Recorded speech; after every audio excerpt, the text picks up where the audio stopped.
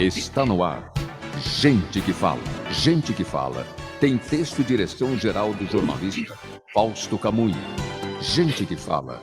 Reúne de segunda a sexta-feira formadores de opinião para discutir as principais notícias do dia. Gente que fala. Tem o selo de qualidade APCOM. Olá, boa tarde. O programa Gente que Fala está começando ao vivo. Estamos pela AltV, a TV da internet, e também pelas nossas redes sociais, Instagram, Facebook, canal no YouTube. Tudo à sua disposição para você acompanhar essa nossa jornada de hoje, quinta-feira, até a 1 da tarde. Você fica com a gente para curtir, comentar, compartilhar a transmissão do programa Gente que Fala e também participar pelo WhatsApp, fazendo perguntas aqui para os nossos convidados, os nossos entrevistados de hoje. O número 973350038, mais uma vez, 973350038. Eu sou Mauro Friesman, 12:02. Quinta-feira, você sabe, por aqui mais uma edição do Gente do MPD que Fala, parceria nossa com o Movimento do Ministério Público Democrático, o apoio da Câmara Brasileira de Diagnóstico Laboratorial e do escritório Nasser Rajab Advogados Associados. Eu vou apresentar a partir de agora os nossos convidados de hoje. Dr. Roberto Liviano, procurador de Justiça, integrante da Academia Paulista de Letras Jurídicas, presidente do Instituto Não Aceito Corrupção, vice-presidente do Movimento do Ministério Público Democrático. Tudo bem, procurador? Seja bem-vindo. Nossa primeira conversa do ano. Feliz Ano Novo. Tudo bem? Bom dia, Mauro. Feliz Ano Novo e bem-vindos aos companheiros de bancada que participam desse debate. Obrigado pela presença. Também com a gente a jornalista Kátia Brembati, editora do jornal Estado de São Paulo. Ela é presidente da Associação Brasileira de Jornalismo Investigativo, a ABRAGE. Ela está em Brasília, no Palácio do Planalto. Tudo bem, Kátia? Bem-vinda. Tudo bem, bom dia. Era para estar em circunstâncias melhores, muito mais calmas. Eu imaginava estar numa... Problemas com a conexão, com o áudio da Kátia. A gente vai seguir aqui com a apresentação dos demais. Na sequência aqui a gente retoma o contato com ela. Doutora Ana Cláudia Scalchetti, advogada e professora universitária, conselheira seccional da OAB São Paulo, e ela também é integrante da Academia Paulista de Letras Jurídicas. Tudo bem, doutora Ana Cláudia? Tudo bem, Mauro. Feliz 23 para você, para todos os meus colegas e amigos aqui do programa. É um prazer estar de novo aqui, embora em circunstâncias complicadas, mas é um prazer participar desse programa. Obrigado pela presença mais uma vez com a gente, ajudando aqui com os esclarecimentos, na formação de opinião da nossa audiência, e também o professor Gonçalo Vecina Neto, idealizador do SUS e da Anvisa, professor da Faculdade de Saúde Pública da Universidade de São Paulo. Tudo bem, doutor Gonçalo? Bem-vindo. Feliz Ano Novo, professor. Bom ano para você, bom ano para os nossos companheiros aqui de bancada, e vamos que vamos para fazer desse ano um ano bom, porque até agora foi um ano complicado, mas o ano é nosso, não é dos outros, então vamos fazê-lo bom. Vamos aqui fazer hoje uma análise, uma repercussão daquilo que aconteceu no domingo em Brasília. E esse é o assunto geral aí da semana, o Brasil, o mundo todo acompanhando, todo mundo estarrecido com aquelas imagens da invasão aos prédios do Congresso Nacional, do Supremo Tribunal Federal, do Palácio do Planalto, e mais de 1.500 pessoas já foram presas. O governador do Distrito Federal, Ibanez Rocha, foi afastado, acampamentos golpistas perto dos quartéis foram desmontados, mandados de prisão contra os responsáveis pela segurança foram expedidos pelo ministro do Supremo Tribunal Federal, Alexandre de Moraes, ou seja, muita coisa acontecendo.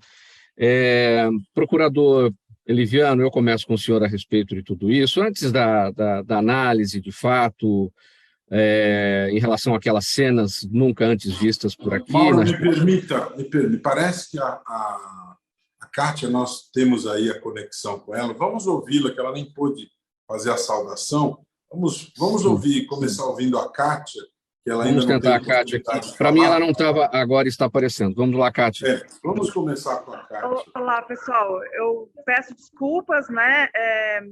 O jornalismo chama, né? E a gente tem que atender o chamado. Então, uma reunião que atrasou aqui me fez estar, neste momento, aqui na portaria do Palácio do Planalto, ou seja, tudo que foi falado aí sobre os ocorridos, né, os acontecimentos de domingo, eu estou vendo aqui com os meus próprios olhos, porque estou dentro do Palácio do Planalto, em frente aqui é o STF, né, ou seja, a Praça do Poder aqui à frente, e inclusive aqui onde eu estou, no Palácio do Planalto, está sendo hoje recolocado, né, instalados vidros, né, então alguns vidros já foram recolocados, alguma parte já foi recolocada e outra parte ainda está em aberto, né? Está entrando até um ventinho aqui, gente, porque não foi recolocado todo o vidro ainda.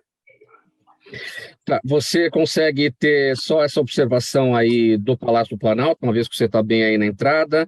Você consegue ter uma situação aí para verificar de frente aí para você, do outro lado da praça, o prédio do Supremo, e ao seu lado direito o Congresso Nacional? Você consegue ver qual é a situação? O que a gente consegue perceber é o seguinte, que algumas coisas que eram possíveis ser feitas urgentemente, né, limpeza, organização, já foram feitas em todos os prédios, né? Então já há uma aparente normalidade. Mas você consegue ver algumas janelas quebradas, algumas, né, o plenário do STF, obviamente, ainda não foi refeito, né, e é uma imagem que é possível ver já na entrada do prédio do STF. E outra coisa que é muito evidente, que mudou muito claramente de domingo para cá, é o policiamento. Então, existem várias barreiras, existe um policiamento reforçado, atrás de mim aqui tem um caminhão, um ônibus de uma força de segurança, tem um carro de segurança, desses carros fortes de segurança, ou seja, a situação aqui de precaução neste momento é muito maior do que a gente viu domingo.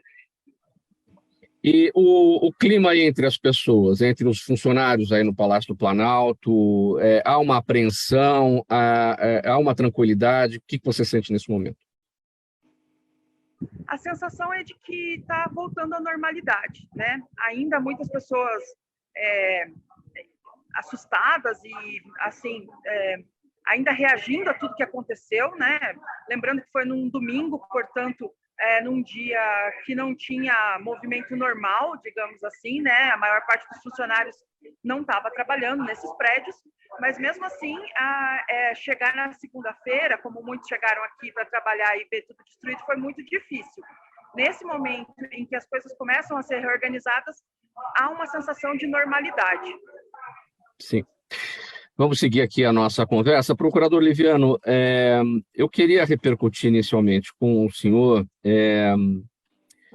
o trabalho em relação aos seus colegas. 150 procuradores da República publicaram uma carta cobrando do Procurador-Geral da República, Augusto Aras, mais providências para a investigação dos atos do domingo. O que o senhor tem de conhecimento a respeito desse documento e as reações do Procurador-Geral Augusto Aras em relação a esse pedido dos procuradores? Bom, Mauro, vamos fazer uma análise mais abrangente da questão toda. Eu acho muito importante que a gente tenha começado ouvindo a Kátia, vendo a Kátia Brembati em loco, né? Ela está dentro do Palácio do Planalto e ela pôde nos transmitir a percepção no local daquilo que correu e nos trouxe essa visão, essa percepção hoje, quinta-feira, alguns dias depois de tudo que ocorreu no último domingo. O país foi sacudido por todos esses acontecimentos. Aqui o Gente do MPD que fala debate os principais temas que nós temos aí em pauta, mas hoje nós precisamos fazer uma reflexão mais profunda sobre tudo o que aconteceu no domingo, dia 8 de janeiro, e temos aqui um time altamente qualificado, começando pela Kátia Brembati, que preside a Abrage, uma importantíssima organização que reúne a nata do jornalismo, e também, para nós, é muito honroso tê-la no Conselho do Instituto Não Aceito Corrupção, assim como a professora Ana Scalchetti, que é conselheira da OAB, e o nosso querido professor Gonzalo Vecina. Ao contrário do que muitos dizem, Mauro, nós não tivemos no domingo uma manifestação. Manifestação é a exteriorização de um ponto de vista contrário, uma ideia divergente, pessoas se reunirem para apresentarem um ponto de vista divergente, é uma coisa. Mas aquilo que nós vimos no domingo foi um audacioso ataque aos três poderes da República, violento, né? Um ataque violento à democracia, em que houve destruição do patrimônio público, destruição de prédios públicos, gente defecando nos palácios, gente roubando equipamentos públicos, roubando armas, destruindo obras de arte, não é? Houve agressões a jornalistas, ao menos 10 jornalistas foram atacados, tiveram a sua integridade física ofendida, chutados de maneira covarde lá em Brasília, né? Portanto, nós tivemos um ataque violento ao Estado democrático de direito, um ataque organizado, orquestrado, e essas pessoas todas precisam ser punidas de maneira rigorosa, não só esses indivíduos que executaram esses atos, assim como os incentivadores e os financiadores. Fala-se em 100 ônibus que transportaram essas pessoas, e isso custa dinheiro, não é? Então, gente bancou isso, gente incentivou isso. Já há 3 parlamentares que publicamente enalteceram, incentivaram, deram todo o apoio público a isso, mas eu vou mais além. Eu acho que aqueles que se omitiram no sentido de repudiar, os parlamentares que não repudiaram isso, também devem sofrer as consequências. Esses 150 procuradores da República que cobraram atitudes do procurador Aras, eles instaram o procurador Aras a cobrar iniciativas em relação ao ex-presidente Bolsonaro, ao governador Ibanez, ao ex-ministro da Justiça Anderson Torres. E isso já gerou como consequência a instauração de uma investigação em relação a eles. Em relação a Ibanez e a Anderson Torres, as medidas tomadas pelo ministro Alexandre de Moraes, o afastamento de Ibanez por 90 dias e a ordem de prisão a Anderson Torres, foram confirmadas pelo Supremo Tribunal Federal por 9-2. Né? Portanto, não se trata de uma decisão isolada do ministro Alexandre de Moraes. Sim. Doutora Ana Cláudia Schalchetti, a sua análise mais abrangente inicialmente sobre tudo que foi visto no domingo. Bom, Mauro, eu assino embaixo das palavras preferidas pelo doutor Liviano. Foi um ataque, foi um ato de terrorismo. Eu acho que nós precisamos ter coragem de falar o que normalmente as pessoas tentam dourar ou amenizar, né? É uma minoria, mas uma minoria assustadoramente agressiva, né? E a palavra, o verbo orquestrar, foi tudo orquestrado, realmente havia um balé ali preparado para esse domingo, mas algumas coisas eu acho que a gente tem que colocar nos seus devidos lugares. A gente está, doutor Liviano, professor Gonçalo, aquele da Cátia, o Mauro, eu peço licença para falar de hobbies, né? Então, o homem é o lobo do homem. Ah, então, de fato, tudo bem que era um outro contexto, um contexto absolutamente diferente, a gente tinha o poder do rei, um absolutismo, mas já se via naquela época que se não se tivesse uma cedência em busca de uma harmonia, de uma paz, de um contrato social, nós não conseguiríamos viver em sociedade, porque cada um buscando aquilo que deseja, a gente vai entrar numa guerra civil. Então, o que eu queria até complementar nessa análise que foi absolutamente completa do doutor Liviano, e concordo que as responsabilidades precisam ser apuradas, os posicionamentos precisam ser feitos, é que imagine se o golpe, esse ato de terrorismo, o que eles prepararam tivesse dado certo, uma tomada de poder.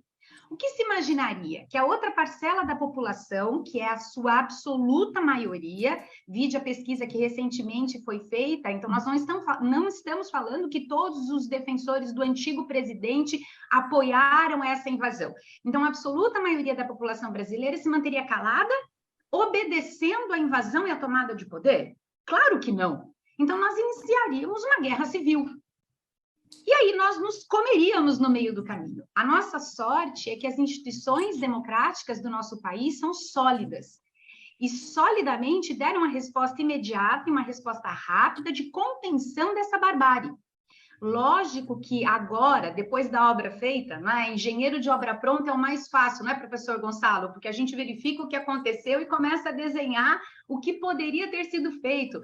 Doutor Liviano falou há pouco dessa questão de responsabilidades, mas poderíamos sim ter evitado? Claro que poderíamos, mas quando algumas pessoas estão combinadas para liberar os atos para que eles ocorram, é mais difícil a gente fechar todas as pontas. Mas o que a gente precisa tirar desse evento é uma lição, quero crer também otimista, boa.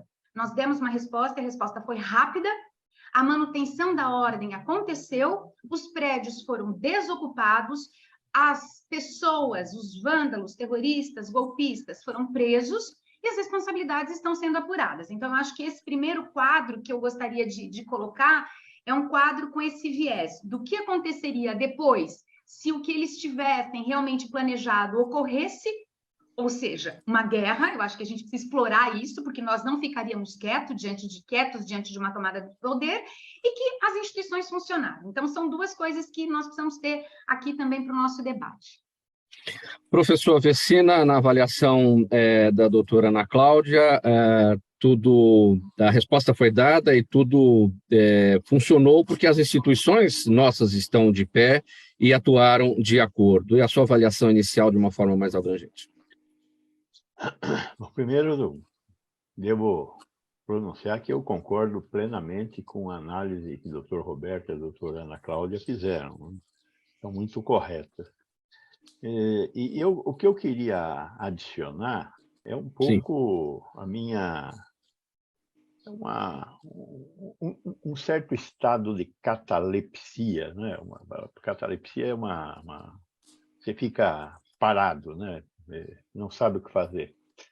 Mas esse estado de catalepsia não é um estado de catalepsia que vem do domingo. É um estado de catalepsia que já dura 4 anos. Nós estamos paralisados há 4 anos. Quando Bolsonaro ganhou as eleições de 2018 e assumiu o poder, isso era um fato inesperado. Ninguém esperava que Bolsonaro ganhasse as eleições. Um conjunto de coisas que aconteceram, a facada, o Lula preso, não sei o quê. Um conjunto de coisas que aconteceu que levou Bolsonaro, um pária sobre todos os aspectos, sujeito que foi expulso do exército brasileiro, né? Essas coisas que acontecem que você não acredita. Como é que o cara faz para ser expulso, né? Quer dizer, para ser expulso, o cara precisa ser bom naquilo que era ruim, né? Ele foi expulso do exército brasileiro. Virou um deputado do baixíssimo clero, eleito e reeleito com fórmulas onde tinha miliciano, tinha rachadinha, tinha de tudo errado. Ou seja, é a segunda vez que a gente comete uma barbaridade dessa, porque nós fizemos isso também com Collor de Mello, que tinha uma história pregressa um pouquinho melhor. A história do caçador de marajás, etc., né? E que depois, pego no poder, estava distribuindo dinheiro através de alguns operadores fantasmas. E com o Collor nós também tivemos essa catalepsia, pelo menos num período inicial, até que, depois da Elba, né, aconteceram muitas outras coisas. Pois bem, neste momento, com este senhor aqui, não aconteceu uma Elba, aconteceram muitas Elbas, né? Ficou claro o assassinato da Marielle Franco, ficou claro o assassinato dos indigenistas e do repórter lá no Amazonas. Ficaram claras as rachadinhas, a ligação com o miliciano que foi morto na Bahia, né? Mas tudo isso foi insuficiente. Por quê? Porque o Procurador-Geral da República, o doutor Aras, engavetou e sentou em cima de tudo. Ou seja, a instituição Procuradoria-Geral da República não funcionou. Na minha opinião, não funcionou. Temos aqui um procurador, temos aqui uma doutora. Na minha opinião, a Procuradoria-Geral da República não funcionou. Por outro lado, quem poderia instaurar um processo de impeachment ou de investigação, ou qualquer coisa parecida, era o presidente da Câmara. Não funcionou, engavetou mais de 100 pedidos, inclusive os pedidos oriundos de uma CPI que milagrosamente funcionou, investigando mortes ocorridas durante este governo. Vamos relembrar. A Coreia do Sul, com 52 milhões de habitantes, teve 25 mil mortes durante essa crise sanitária. O Brasil, com 4 vezes a população da Coreia do Sul, teve 700 mil mortes.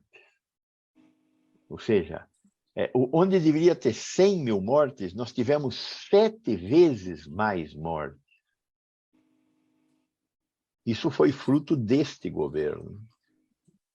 Então, a CPI mostrou uma imensa de uma ferida e do conjunto de erros que foram cometidos por esse governo.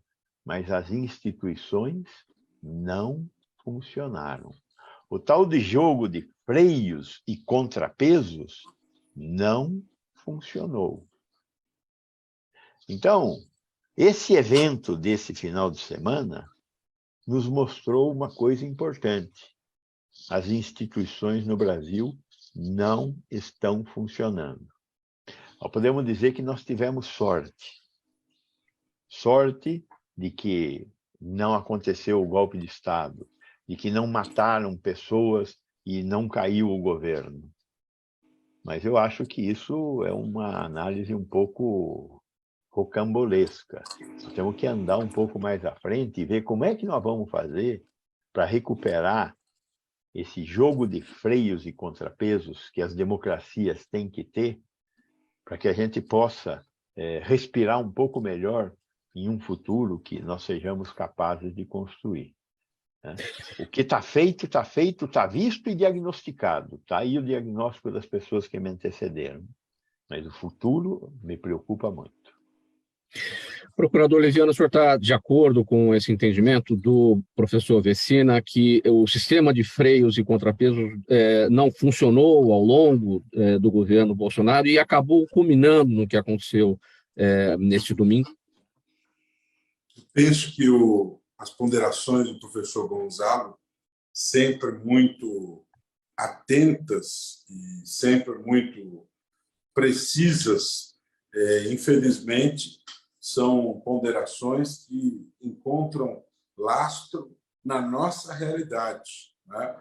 Os professores Ziblatt e Levitsky, de Harvard, quando escreveram Quando as Democracias Morrem, examinando os casos dos Estados Unidos, da Turquia, da Hungria, da Rússia, mostrando que em uma série de países governantes com perfil autoritário conquistam o poder pelo meio democrático e depois adotam uma postura autoritária e minam as instituições democráticas, na visão deles, o Brasil se junta a esse rol de países pelo comportamento autoritário do ex-presidente, que enfraqueceu as instituições, interferiu no funcionamento das instituições, levou a esse enfraquecimento delas, levou a uma situação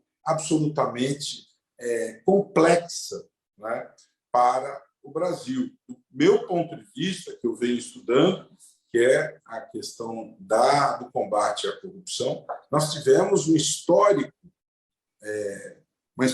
perda, uma histórica queda em relação ao combate à corrupção. As leis foram enfraquecidas sistematicamente com o patrocínio deste governo. A lei de improbidade foi esmagada pela Lei 14.230, a Lei da Ficha Limpa, e foi editada a medida provisória 966 pelo ex-presidente Bolsonaro, entre tantas outras medidas. A expedição de decretos de sigilo centenário reiterada, né, escondendo da sociedade fatos relevantes. Aliás, a Kátia Brembati, que está conosco aqui, é responsável por uma matéria publicada hoje no Estadão, que revela gastos milionários através do cartão corporativo do ex-presidente, que se apresentava como honestão geral da República, aquele que se dizia que exterminou a corrupção do Brasil, dizia que acabou a corrupção no Brasil. Matéria da Kátia Brembati, que é editora do Estadão, mostra que houve gastos com sorvete, com cosméticos, com hospedagem em hotéis de luxo, realizados através do cartão corporativo da Presidência da República, né? Feitos pelo ex-presidente, que se dizia o padrão de honestidade, nosso honestão geral da República, né? Eu não estou dizendo que outros presidentes não tenham feito gastos abusivos. No entanto, usar o expediente de decretar sigilo por 100 anos, sendo que a Lei de Acesso à Informação reserva o sigilo de 100 anos para a matéria de segurança nacional, e apenas para isso. Isso é absolutamente desrespeitoso ao povo, né? Então, nós tivemos 4 anos de treva, né? De treva. E o que aconteceu no domingo, Mauro, é uma decorrência dessa situação, né? E eu queria fechar o meu comentário dizendo que o ministro Alexandre de Moraes age com coragem quando determina o afastamento do governador ibanez, a prisão de Anderson Torres e a dissipação, a eliminação dos acampamentos, que são núcleos perigosos para a sociedade, quando determina que se elimine qualquer tipo de formação perigosa à sociedade, tá certo? Então, nós temos aí o artigo 359, alíneas L e M, crimes contra a democracia, nos quais se enquadram as condutas dos criminosos, dos terroristas que agiram no último domingo, não é? Houve uma referência aí ao Fiat Elba, feita pelo professor Gonzalo. Às vezes você pega o Fiat Elba, que é o que você tem de concreto nas mãos. Al Capone foi preso por sonegação, não é? Você trabalha com o que você tem de concreto. Foi um gangster de Chicago, né? Mas você trabalha com aquilo que você tem nas mãos, né, Gonzalo? Procurador Liviano, como o senhor citou a decisão do ministro Alexandre de Moraes em relação ao afastamento do governador Ibanez Rocha e do pedido de prisão do ex-secretário de Segurança Pública do Distrito Federal e ex-ministro da Justiça Anderson Torres, essa medida, essa decisão foi confirmada pelo Pleno do Supremo por 9 votos favoráveis, né, a 2 contrários. Mas essa decisão foi tomada inicialmente pelo ministro Alexandre de Moraes de ofício, sem provocação, né? Por parte dos órgãos de investigação, de parlamentares, enfim. Isso torna, apesar, né, do Pleno do Supremo ter confirmado isso por ampla maioria, 9 votos a 2, isso torna essa decisão instável de alguma maneira? Não? Olha, Mauro, nós estamos vivendo uma situação bastante difícil, complexa, atípica, né? Não me parece uma decisão instável, porque é uma decisão necessária, Mauro. O momento que o país vive, ele exige decisões duras. O juiz ele tem que agir de forma proporcional. Coloque-se na posição do magistrado Alexandre de Moraes. Ele vai convidar Ibanez Rocha para um cafezinho, para uma conversa? Ele vai dar uma medida de advertência para Anderson Torres? Ele tem que ser duro, rigoroso, de acordo com a necessidade social, né? O afastamento do cargo do governador Ibanez, de quem ele poderia decretar a prisão, como decretou a prisão de Anderson Torres, atendem à ideia de justiça de proporcionalidade, de acordo com a necessidade social demandada pela situação. A democracia foi audaciosamente colocada na parede. Como bem disse o professor Gonzalo, houve uma tentativa de golpe de Estado. Felizmente, a nossa democracia resistiu. Felizmente, não houve mortes de pessoas. Não é? Então, dentro da ideia da separação de poderes, o Supremo Tribunal Federal tomou decisões na proteção da sociedade brasileira. Decisões duras, rigorosas. Houve a determinação da intervenção federal no sistema de justiça, sistema de segurança pública do Distrito Federal, dentro daquilo que o campo de decisão permite ao Supremo Tribunal Federal. O que se deveria fazer? Dar um puxão de orelha no governador? É óbvio que não. É necessário você ter dureza na decisão para proteger o bem jurídico, paz pública. A paz pública estava em jogo. A segurança dos cidadãos estava em jogo. E veja que a coisa não se restringiu a Brasília. Em São Paulo, houve interrupção do fluxo na Marginal do Tietê, na Avenida 23 de Maio. Houve também movimentações em outros lugares. O ministro Alexandre de Moraes tomou uma decisão que teve um aspecto pedagógico importante. Se isto ocorrer em outros lugares, outros governadores poderão ser afastados, certo? Quando determinou que os acampamentos estão dissipados, é uma decisão que vale para todo o país. É importante ouvir a professora Ana Scalchetti, conselheira da UAB, a visão dos advogados, como ela interpreta isso. Eu não quero ficar monopolizando a palavra. Sim, eu quero ouvir também, inicialmente, a Kátia. Kátia, você está com a gente aí, tá, né? Vamos falar um pouco do seu trabalho para o Jornal Estado de São Paulo, o levantamento de todas essas informações a respeito dos gastos no cartão corporativo feitos pelo ex-presidente Jair Bolsonaro. Como é que foi esse trabalho? O que é que você levantou? E, aliás, até para a gente também falar a respeito daquela intenção, né, do atual governo de abrir o sigilo de 100 anos, né, daquelas questões que estão escondidas aí do governo anterior, que não tem a ver ainda com o que você levantou, né, nos gastos do cartão corporativo. Né?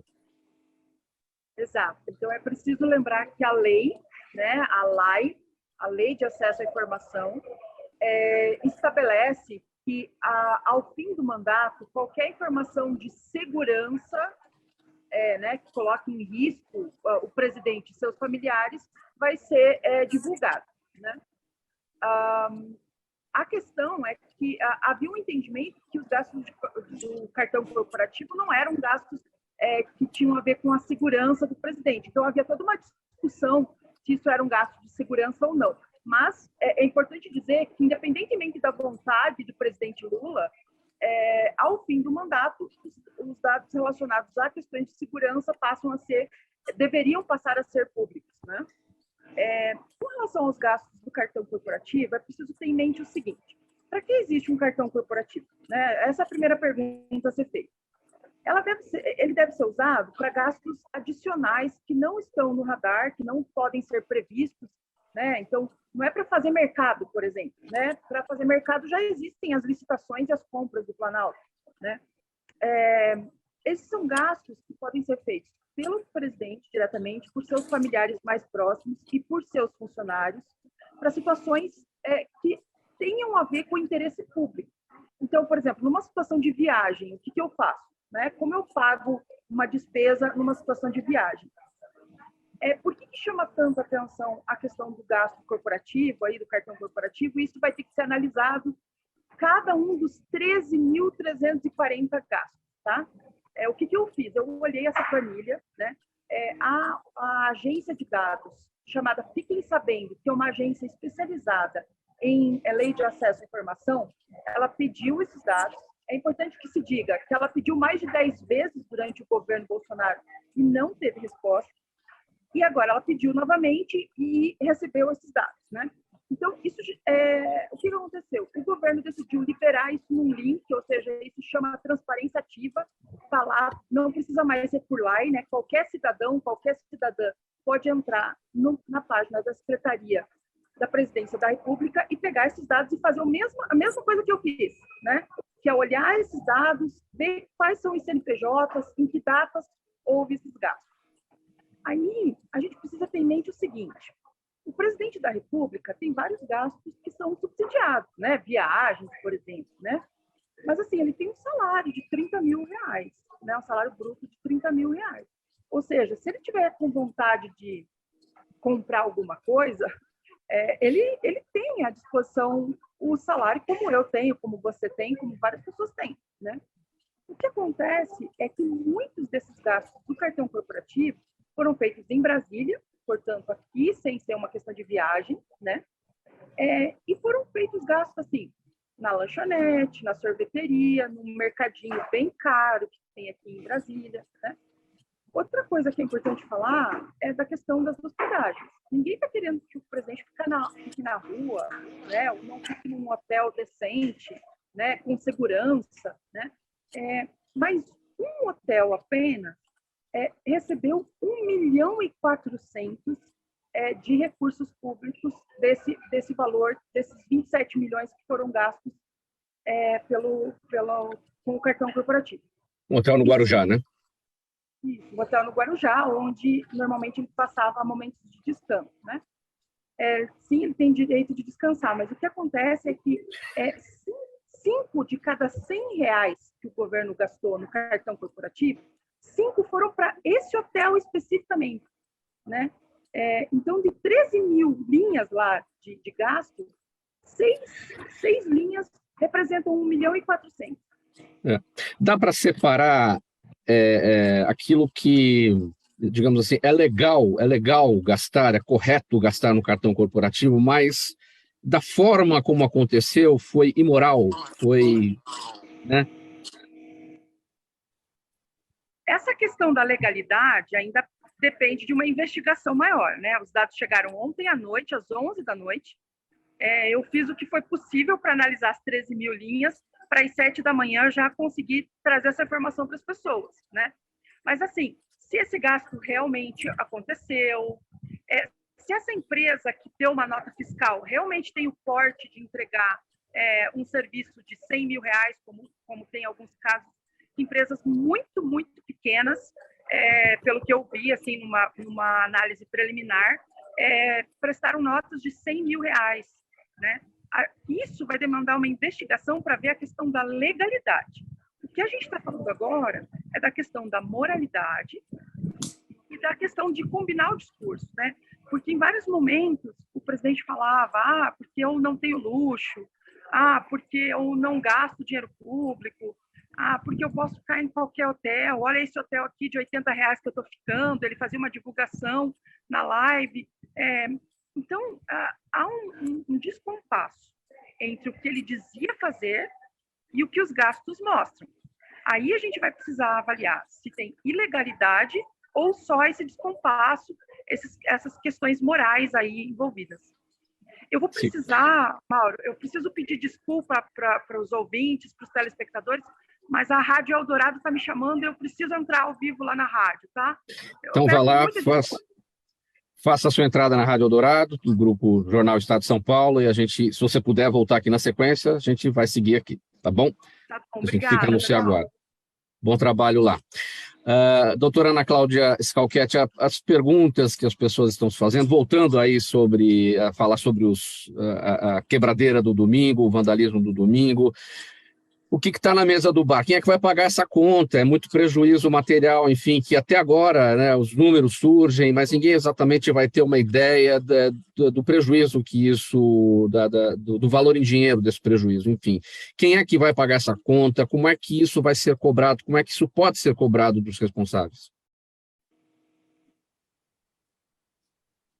Bom, Mauro, espero que não nós, contribuintes, né? É uma conta decorrente de um ato de vandalismo, de depredação, de terrorismo, como a gente, a exaustão, vem repetindo, e a conta tem que ser paga pelos mesmos financiadores que arcaram com todas as despesas de transporte, de alimentação, de banheiros químicos, desse movimento que não surgiu agora, né?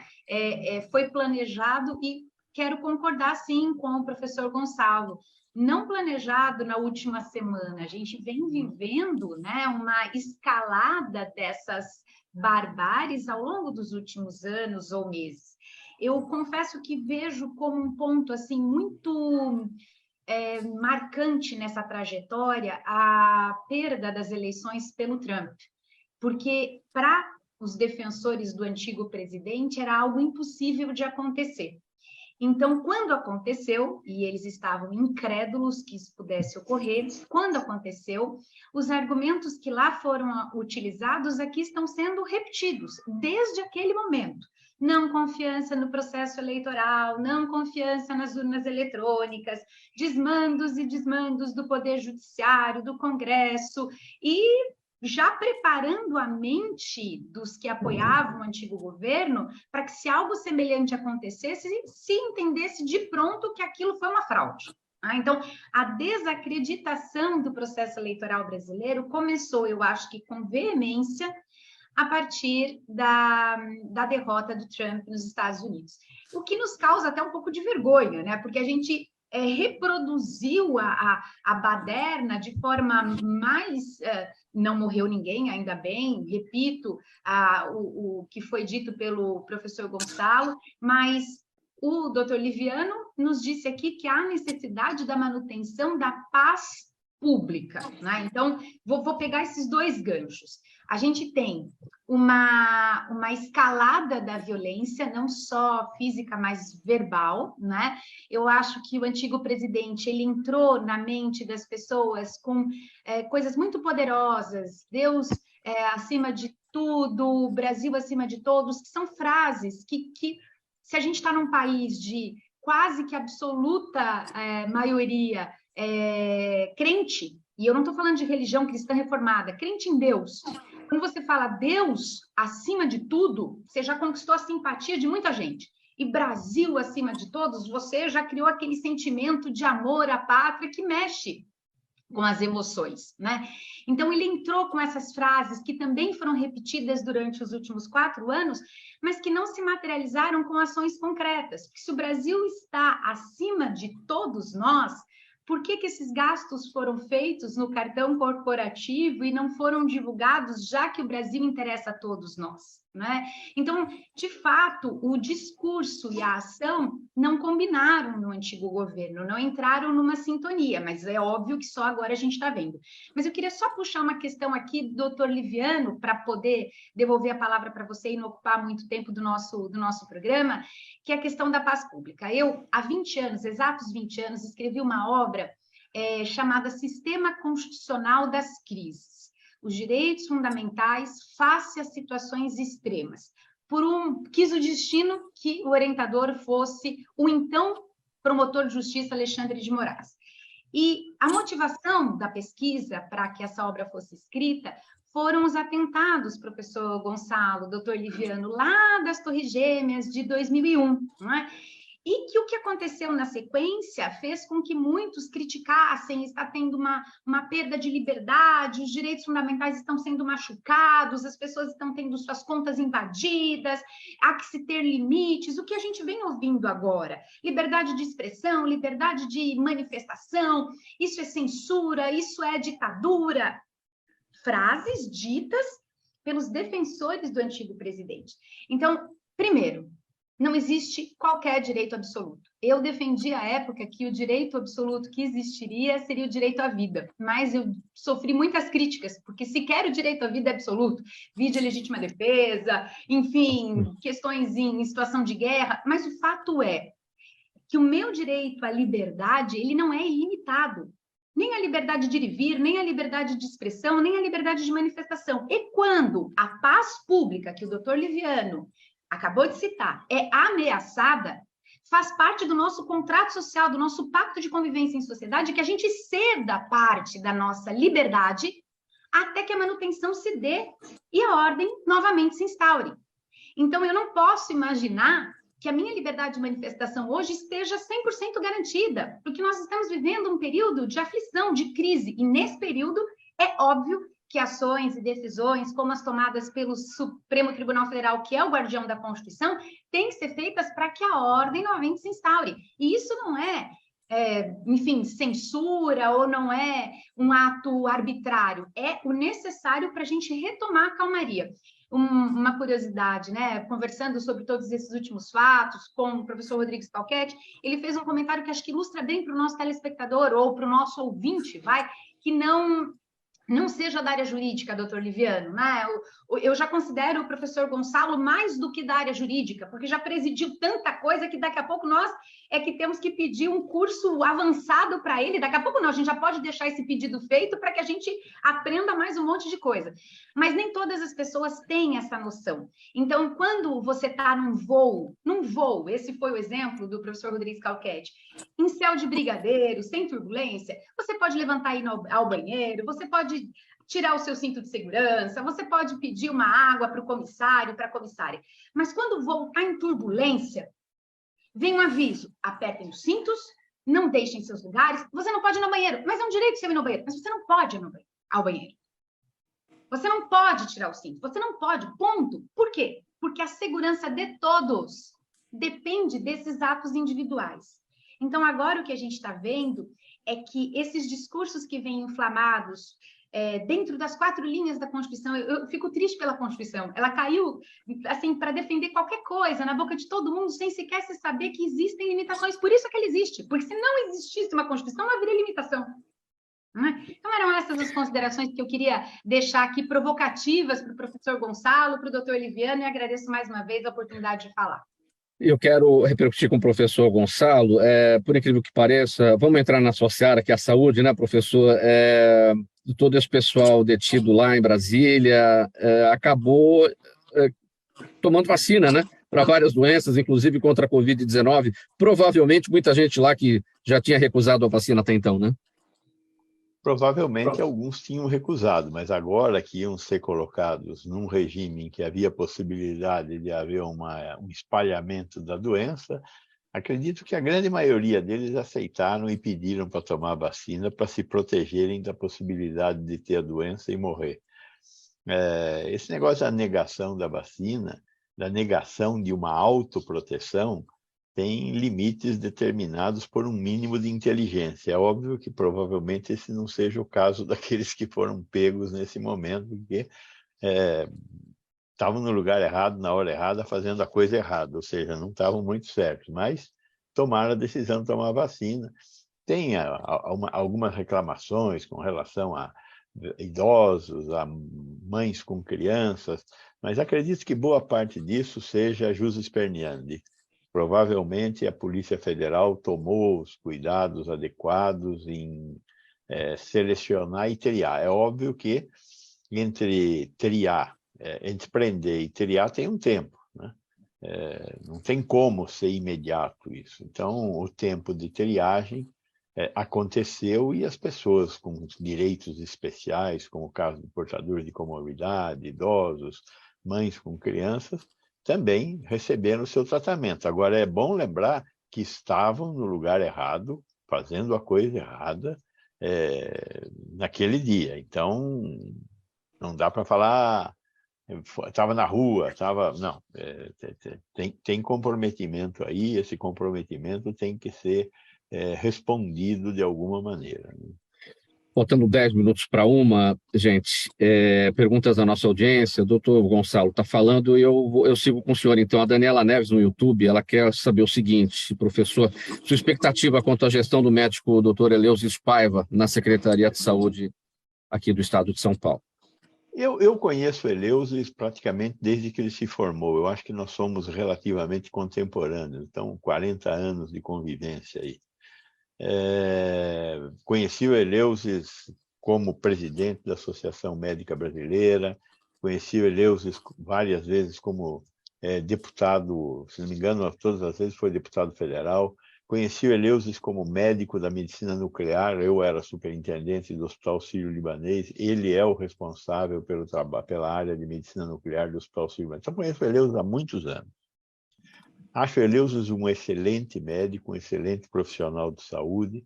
Foi um político, sempre esteve em partidos bastante conservadores, o Eleusis.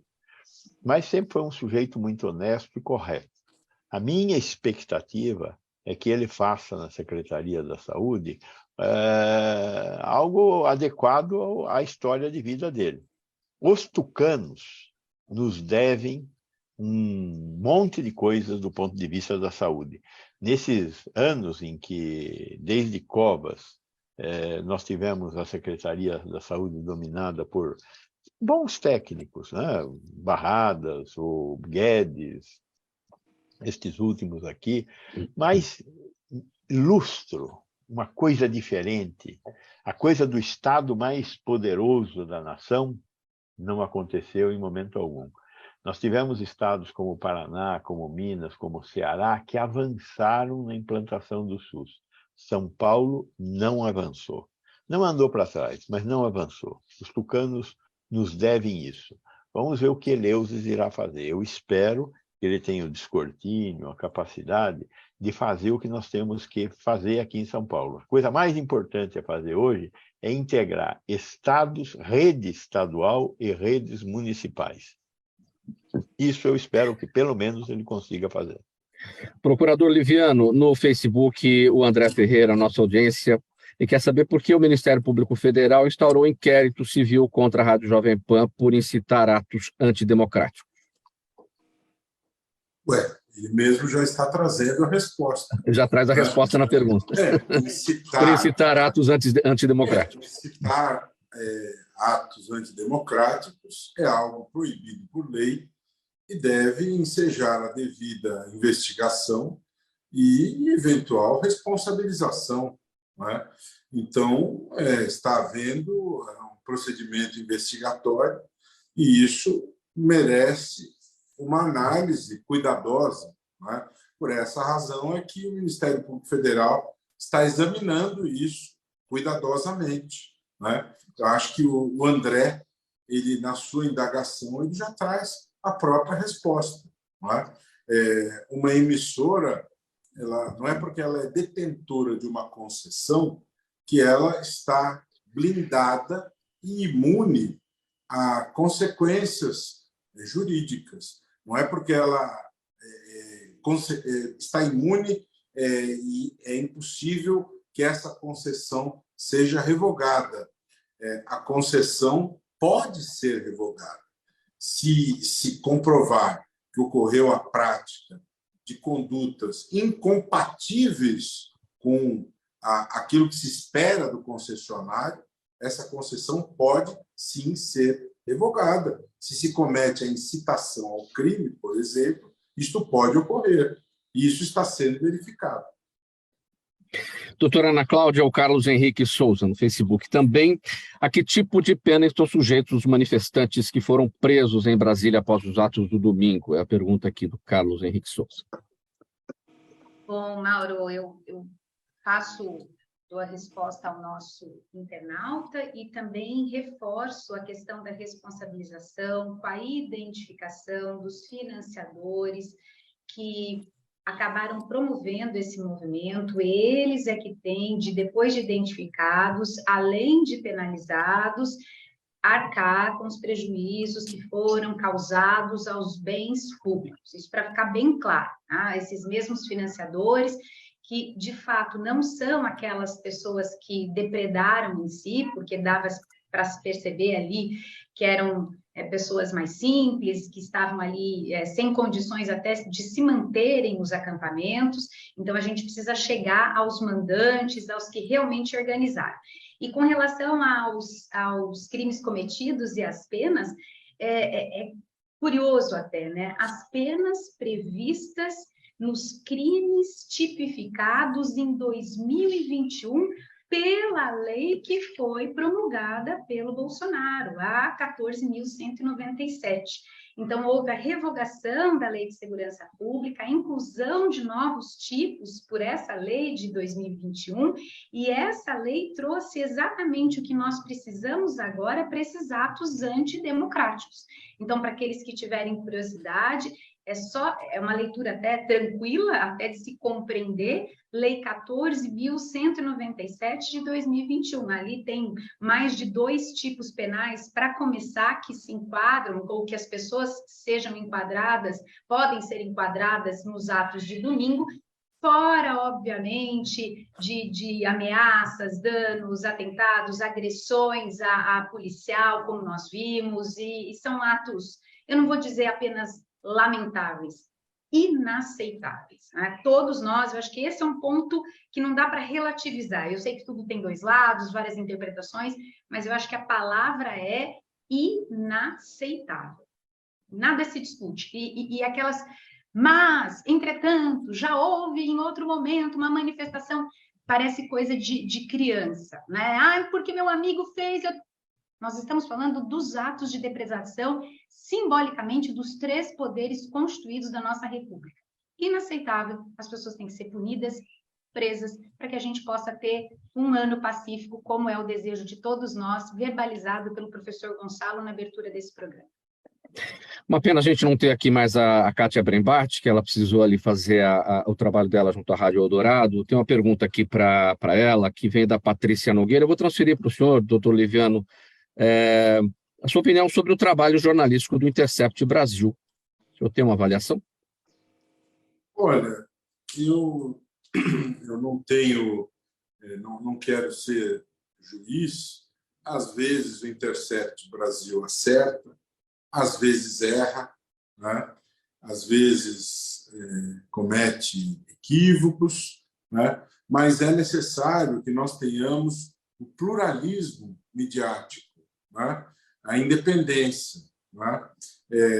Não quero me arvorar na posição de juiz e julgar, né? Mas, de um modo geral, eu penso que o pluralismo ele é importante, né? E quem deve julgar são as pessoas que consomem a informação. Elas são as melhores julgadoras. Elas é que devem ler, se informar e concluir aquilo que é bom, aquilo que é ruim. Só vou me permitir complementar aquilo que a Ana Scalchetti muito bem comentou em relação à pergunta anterior, acrescentando que as penas vão de 4 a 12 anos de reclusão pelos atos cometidos no último domingo.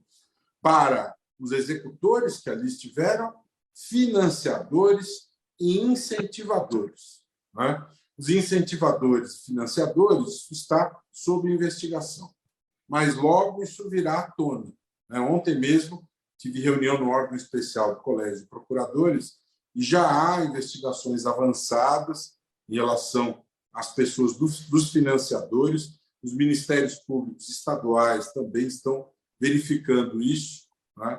Então, é importante as pessoas terem clareza. Hoje nós temos métodos de investigação, quebra de sigilo bancário, essas questões todas aí vão ser checadas, né?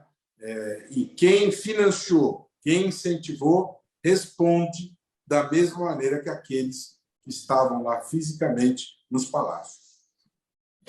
Muito bem, pessoal. 1h em ponto. Vamos colocar aqui um ponto final nessa edição do programa Gente que Fala de hoje. A edição de quinta-feira é sempre o Gente do MPD que Fala. parceria nossa com o Movimento do Ministério Público Democrático, o apoio da Câmara Brasileira de Diagnóstico Laboratorial e do escritório Nasser Rajab Advogados Associados. O agradecimento em nome de toda a nossa equipe, aos participantes de hoje, procurador Roberto Liviano, procurador de Justiça, membro da Academia Paulista de Letras Jurídicas, presidente do Instituto Não Aceito Corrupção, vice-presidente do Movimento do Ministério Público Democrático. Também a Kátia Brembati, jornalista, colega, editora do jornal Estado de São Paulo, presidente da Associação Brasileira de Jornalismo Investigativo, advogada e professora universitária doutora Ana Cláudia Scalchetti, conselheira seccional da OAB São Paulo, ela também integra a Academia Paulista de Letras Jurídicas, e o professor da Faculdade de Saúde Pública da USP, Dr. Gonçalo Vecina Neto, idealizador do SUS e da Anvisa. Muito obrigado mais uma vez pela presença de vocês todos.